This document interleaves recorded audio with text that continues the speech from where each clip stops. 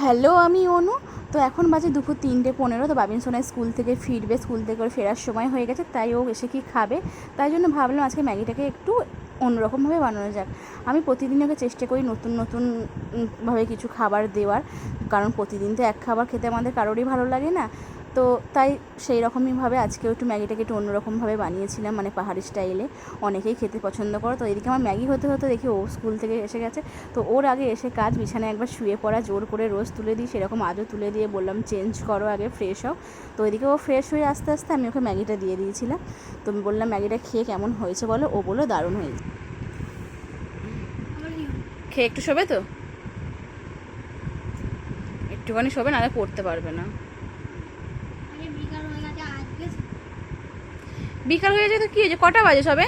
4টে বাজে হয়েছে 4টে বাজে বলে শোয়া যাবে না? তো মিস তো পড়াতে আসবে 6টায়। 1 ঘন্টা শো। না না না না না না না না তো না। তা কি করবে তুমি এখন? হ্যাঁ, কি ফোন দেখবে? 1 ঘন্টা শুবে তারপর?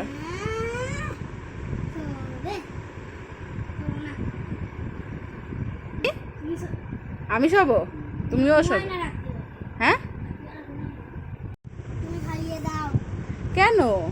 খাইয়ে দাও না। খাও না তুমি একা একা, ভালো লাগছে না, খাইয়ে দাও। খাইয়ে দিতেই হবে। হ্যাঁ। একা একা খাও। বাবা ভালো লাগছে না বলছি তো। আচ্ছা খাও, আর খেয়ে বলো কেমন হয়েছে, নাও।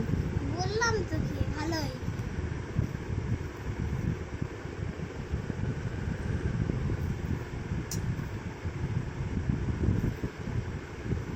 কেমন হয়েছে? ভালো।